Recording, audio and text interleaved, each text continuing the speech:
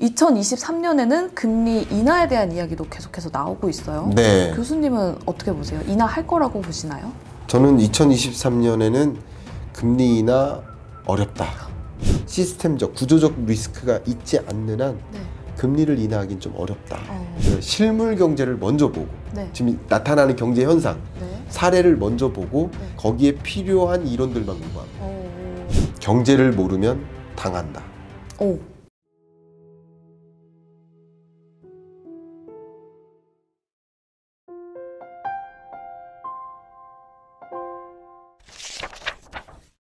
방금 또 금리에 대해서 언급을 해주셨잖아요. 네. 금리가 그만큼 중요하다고 보시는 건데 네. 2023년에는 금리 인하에 대한 이야기도 계속해서 나오고 있어요. 네. 교수님은 어떻게 보세요? 인하할 거라고 보시나요? 저는 2023년에는 금리 인하 어렵다. 인하 없나요? 예, 어렵다라고 보고 있습니다. 금리를 인상했었던 이유가 뭘까요? 물가죠. 잡으려고. 그럼 금리를 인하할 만한 환경이 조성된다는 건 물가가 목표하는 수준에 이를 때라고 볼 수 있지 않을까요? 네. 통상적으로. 그리고 연준도 그렇게 얘기하고 있고 한국은행 총재도 똑같이 그렇게 얘기하고 있고 모든 중앙은행 총재들이 같이 그렇게 얘기하고 있어요. 그러니까 물가가 치솟을 때 물가를 잡기 위해서 금리 인상을 단행했다면 각 중앙은행은 각국의 목표하는 물가, 주로 이제 선진국들은 2% 목표 물가를 선택하고 있으니까 2%의 목표 물가에 부합하기 전까지는 금리 인하가 사실상 어렵다라고 판단하는 게 맞겠죠. 그러면 금리 인하는 그런 면에서 물가가 우리나라의 물가 상승률, 미국의 PCE 물가 상승률 이런 지표들이 23년 연내에 2%에 부합하는 수준에 오기 어렵다라고 저는 보고 있습니다. 그리고 도달할지라도 생각보다 빨리 도달할 수 있어요. 여러 여건의 차이로 인해서 변화에 따라서. 그러나 도달할지라도 성급하게 금리 인하를 단행하긴 어렵다. 중앙은행은 매우 보수적입니다. 자기가 한 의사결정에 책임을 져야 돼요. 주가가 중요한 게 아니에요. 부동산 가격이 중요한 게 아니에요. 그들의 의사결정은 물가 잘 잡혔느냐. 그리고 물가 잘 잡혀가면서도 과한 경기 침체까지는 안 오거나 우리가 통제할 만큼의 그 금융 불안도 안 오거나 이런 것들이 좀 담보가 된 채 물가가 잡히게 만드는 거 그게 이 중앙은행이 유도하는 가장 통화정책 잘했다라고 평가 내릴 만한 그런 방향성이라고 볼 수 있기 때문에 23년 연내에 금리를 인하할 만한 여건은 조성되기 어렵다. 그러나 이제 시장은 오해하는 거죠. 죄송한 표현이지만 계속 시장이 오해해요. 왜? 물가 정점 찍고 이만큼이면 많이 떨어진 거 아니냐. CPI 물가 상승률도 이미 6.0에서 5.0까지 떨어져서 지난 22년 6월에 9.1%였고 이 정도면 많이 떨어진 거 아니냐. 이렇게 판단하고 있는데 사실은 그건 시장의 기대인 거죠. 그러나 5%가 목표 물가가 아니에요. 2%가 목표 물가인 거예요. PC 기준으로도 마찬가지입니다. 또 첫 번째가 그거고요. 두 번째는 지금 중앙은행의 역할은 물가 실적치가 2%에 부합하는 거 그거에 관심 있는 게 아니에요. 물가를 쪼개면 일부가 식료품 물가, 일부가 에너지 물가 그 두 가지 물가를 제외한 걸 근원 물가, 코어 CPI 그죠? 근데 이 두 가지를 제외해 놓고 근원 물가 상승률 추이를 보면 전혀 안 잡혔어요. 근데 굳이 제가 쉽게 말씀드리기 위해서 강하게 말씀드리면 식료품 물가는 중앙은행이 하는 일이 아니에요. 농림식품부가 해결해야 돼요. 에너지 물가는 역시 중앙은행이 해결할 일이 아니에요. 그건 산업통상자원부가 해야 될 일인 거예요. 중앙은행이 해야 될 물가 안정화는 근원 물가 안정화예요. 금리를 통해서 통제할 수 있는 대상. 그런 관점에서 저는 시장을 보고 있기 때문에 시장이 결국 물가 실적치가 다소 떨어져 주는 거 자기가 보고 싶은 것만 보고 있다라고 해석을 하고 있고요. 파월 연준 의장은 아니다. 목표하는 물가 상승률에 부합할지를 볼 것이다. 그리고 그게 부합하는지까지 관찰할 때 주된 그 주요 관찰 대상은 근원 물가인 거예요. 근원 물가가 잡혀야만 하는 거예요. 그런데 근원 물가가 안 잡힌 상황에서 정말 과감하게 금리를 인하할 수 있다? 없다. 그러니까 그런 것들을 좀 생각하고요. 근원 물가뿐만 아니라 어쨌든 금리를 인하할 수 있는 환경에 놓일 수 있는데 그것은 중앙은행이 받아들이기 어려운 수준의 경기 여건 또 받아들이기 어려울 수준만큼의 금융 여건이 조성될 때 네. 왜냐하면 중앙은행이 목표하는 게 뭡니까? 크게 세 가지. 물가 안정, 고용, 경기 안정, 네. 금융 안정. 네. 고용이라고 말씀하셨는데 고용은 경기 안정을 진단하는 지표인 거죠. 그죠? 네. 이 세 가지를 보는데 어쨌든 물가 안정을 위해서 노력하겠지만 경기가 뭐 경기 침체를 넘어서 뭐 경제 위기, 2008년 글로벌 금융위기 같은 네. 그런 미국 경제에 엄청난 위기가 온다. 그러면 안 되죠. 네, 안 되죠. 그러면 금리를 마음 놓고 인상할 수가 없어요. 네, 맞아요. 금융부실이 막 확산돼요. 실제 대형 은행들이 만약에 도산해요. 네. 그것까지는 원하지 않아요. 그런 시스템적 리스크가 연출되기 전 단계까지는 금리 인상을 할 거예요. 그러니까 이런 일이 있으면 금리를 급격하게 인하할 수 있어요. 네. 예를 들면 우리나라도 마찬가지. 2020년 팬데믹 위기 때 그 정례 금통위가 있잖아요. 네. 1년에 8번. 네. 그거 무시하고 긴급소주회의를 열어서 빅컷으로 금리를 인하했었어요. 왜? 팬데믹 네. 경제위기가 왔으니까. 그쵸. 역시 미국도 그랬고요. 그런 겁니다. 글로벌 금융위기 때도 그렇고요. 네.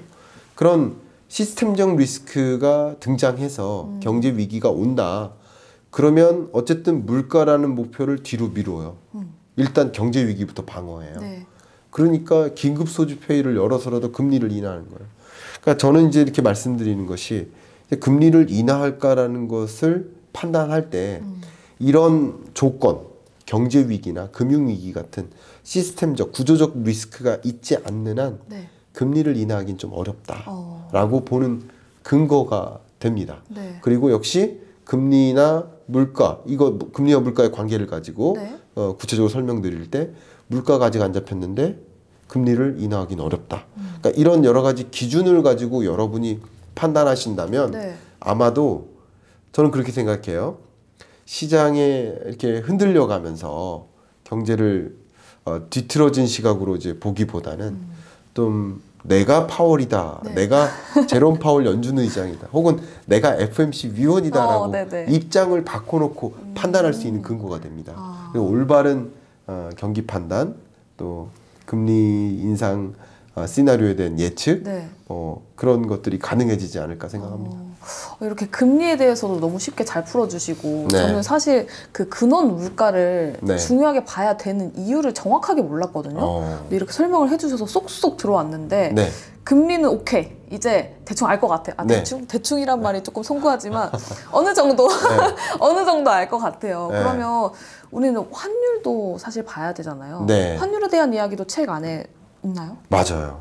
네, 환율에 대한 개념, 환율은 어떻게 결정되는지. 그러니까 제가 이제 그 경제학 교과서가 좀 어렵다라고 느끼시는 이유가 네. 아마도 거기에 너무 많은 경제학 이론들이 있어서 그래요. 근데 이 많은 이론을 가지고 우리가 살아가는데 혹은 내가 재테크하는데 내가 경기 판단을 하는데 네. 이 이론들이 다 쓰이지는 않아요. 이것은 어쩌면 경제학 박사과정으로 공부하기 위해 필요한 이론들이라고 볼 수 있을 것 같아요. 근데 나의 실물 경제, 금융 경제를 해석하는데 필요한 이론들은 경제학 원론서에서 어쩌면 한 10분의 1로 줄여도 돼요. 그 정도 이론만 알아도 됩니다. 네. 그걸로 함축해 놓은 성격이 있고요. 네. 꼭 알아야만 할 그런 이론들, 네. 함축해 놓은 성격이 있고요. 네. 그래서 환율에 대한 이론도 네. 그런 식으로 설명을 했어요. 또 한 가지는 우리가 이론을 공부하고 그 이론을 실물 경제에 적용하려면 또 까먹어요. 그래서 제가 항상 드리는 이야기가 뭐냐면 실물 경제를 먼저 보고 네. 지금 나타나는 경제 현상, 네. 사례를 먼저 보고 네. 그 사례를 충분히 이해하고 설명해낼 수 있도록 하기 위한 거기에 필요한 이론들만 공부하면 돼요. 반대예요. 네, 네. 우리가 이론 공부하고 실물 경제에 들어가니까 이론은 하나도 안 쓰인다는데 뭐가 안 씁니까? 다 쓰이는데. 네네. 다 쓰입니다. 그런데 반대로 실물 우리 공부할 때도 그렇잖아요. 네네. 내가 기업 경영을 해보거나 그런 사람들이 예를 들어 MBA 과정을 가면 네. 하나하나 다 써요. 써먹을 게 너무 많아요. 네. 근데 이론부터 공부하고 실물 경제 들어오니까 뭘 써먹어야 될지 모르는 거예요. 그러니까 접근을 달리한 거예요. 실물 경제 현상을 먼저 들여다보시고 네. 그것을 온전히 이해하기 위해서 네. 어떤 것들을 이해해야 되나, 어떤 용어를 터득해야 되나 네. 그런 식으로 접근했기 때문에 환율도 역시 마찬가지예요. 금리, 환율, 부동산, 뭐 주식시장, 채권시장 다 마찬가지입니다. 수출입이나 기본적인 그 골자부터 설명을 했어요. 네. 네, 그렇기 때문에 여러분 이해하시기는 좀 편하시지 않을까 생각합니다. 이런 것 같네요. 사실 떡볶이를 먹기 위해서 떡을 네. 공부하고 막 고춧가루, 고추장 이런 거 공부 먼저 안 하잖아요. 떡볶이 네. 먹고 이거 너무 맛있다 이러면 네. 여기에 레시피가 어떤지 딱 거기 필요한 것만 공부를 하잖아요. 네네. 그런 개념으로 이해를 해보면 와 너무 좋네요. 떡볶이 요리를 할 사람이 떡볶이 요리를 평생 안 할 사람이 네. 떡볶이를 어떻게 만드나를 엄청나게 공부해요. 네. 근데 정작 떡볶이를 만드는 일이 등장해요. 네. 근데 그 레시피를 다 까먹는 거죠. 쓸 줄 몰라요. 근데 여러분들이 떡볶이를 만들어야 될 사람이 돼서 네. 떡볶이 만드는 걸 시도해요. 네. 시도하면서 필요한 레시피를 또 참조하면 네. 훨씬 실용적이 그쵸. 되겠죠. 너무 적절한 비유인 것 같습니다. 괜찮아요? 예. 여자 경제를 고르는 남자. 저 오늘 경들녀. 경제 들으러 온 여자. 여자 경제 읽어주는 남자가 아니라 경제 읽어주는 여자가 되네요. 네. 네, 알겠습니다. 제가 생각하는 김광석은 무엇인지 말씀을 좀 드리고 싶은데 네. 제가 생각하는 김광석이란 두구두구두구두구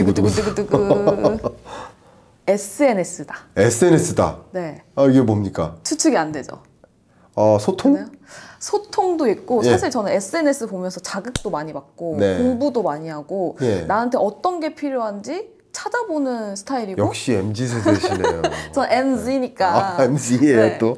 자기 전에 또 보고 네. 시간 나면 보거든요. 네. 나에게 김광석이란 시간 나면 보고 싶고 또 듣고 네. 싶고 예. 정보를 얻어가고 싶은 예. 그렇게 SNS다. 어떻게 생각하십니까? 너무나 감사합니다. 여러분들께도 그렇게 느껴지시길 좀 바라는 아마 마음입니다. 그렇게 다들 느끼고 있지 않을까요? 네, 네. 여러분들이 경제 그 자체 좀 궁금하시다. 그리고 경제를 제대로 이해하고 싶으시다. 네. 지금 현재 객관적으로 경기가 어떤 상황인지를 판단하고 싶으시다. 그러시다면 제가 SNS가 되어서 언제든지 이렇게 말씀드리기 위해서 달려가도록 하겠습니다. 또 쉬운 수단이 있잖아요. 구독하면 되니까. 네. 알림도 오고. 그럼 또 시그니처 질문이 있더라고요. 네, 맞습니다. 책을 통해서 강력하게 전달하고 싶은 메시지. 길게 안 됩니다. 딱 10자 내로. 정말 10글자밖에 안 됩니까? 10자 내로. 저만 특별히 20자 이렇게 안 됩니까? 안 됩니다. 똑같이 해야 됩니다. 10자 내로. 경제를 모르면 당한다. 오. 경제를 모르면 당합니다. 그러니까요. 그러니까 경제를 알면 부자가 된다. 뭐 이렇게 생각하실 수도 있지만 네. 적어도 경제를 모르면 당합니다. 이거는요 제가 굳이 설명 안 드려도 다 알고 계실 거예요. 내가 정말 열심히 성실히 일했지만 그동안 집 가격은 폭등하기도 하고요. 나는 집값 폭등하는 것을 보고 늦지막히 집을 딱 움켜잡았지만 네. 그때부터 집값이 떨어지기도 하고요. 정말 경제가 어떤 현상인지 전혀 모르면 그냥 나 혼자 태어나서 나 혼자 가는 느낌이에요. 세상과 소통하고 나의 의미를 찾고 또 우물 밖으로 나오는 거 그게 경제를 공부하는 거가 되고요. 제가 좀 자주 이런 말씀 드려왔는데 네. 또 한 번 말씀드려 볼게요.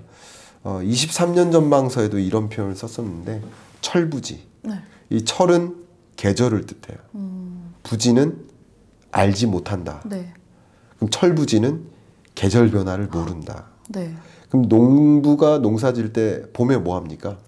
심어야죠. 씨 뿌리죠. 네. 가을에 뭐 합니까? 수확해야죠. 근데 가을에 씨 뿌리면 그 농사가 어떻게 될까요? 망합니다. 알겠죠. 네. 그렇게 농사 짓는 사람을 철부지라고 해요. 역시 경제도 마찬가지예요.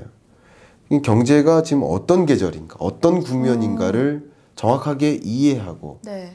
그 경제 국면에 걸맞게 대응한다면 괜찮습니다. 근데 경제 국면의 변화를 이해하려 하지 않고 그냥 우물 속에서 어제 고민했던 거 똑같이 고민하고 어제 그 문제를 풀기 위해 도입했던 공식을 똑같이 도입하면 네. 이미 국면은 달라졌기 때문에 그 공식으로 내일의 숙제를 풀 수가 없어요. 그러니까 끊임없이 변화하는 환경을 네. 이해하고 그 국면에 걸맞게 움직이신다면 여러분 당하지 않습니다. 잃지 않을 수 있습니다. 여러분이 어떤 국면에 놓여져 있나, 이 세계는 어떤 국면으로 가는가, 네. 이 두 가지 질문에 대해서 꾸준히 답변을 찾는 그런 시간이 되셨으면 좋겠습니다. 네. 그 9글자에 딱 경고가 확 박히면서도 따뜻하네요. 넌 당하지 말아라. 당하지 마십시오. 이렇게 어루어지는 당하지 마십시오. 네, 그런 느낌이었습니다. 네. 그렇다면 우리 교수님, 나에게 경제란? 나에게 경제란 지금으로서는 이렇게 말씀드리고 싶어요. 삶의 반. 경제는 거의 이제 반이라고 표현했지만 저의 거의 모든 것. 네, 정말 하루 종일 경제를 놓고 고민해요. 네. 그 물가가 발표되잖아요. 네. 9시 반에 그 미국 CPI 물가가 발표된다. 그러면 그날 아침부터 두근두근 거려요. 너무 기대되고 설레이고. 네. 그리고 미국도 PCE 물가가 발표돼요. 네. 너무나 설레고 기대되고 전날부터 막 두근두근거리잖아요. 네, 그리고 FMC 회의 새벽 3시 반에 발표돼요.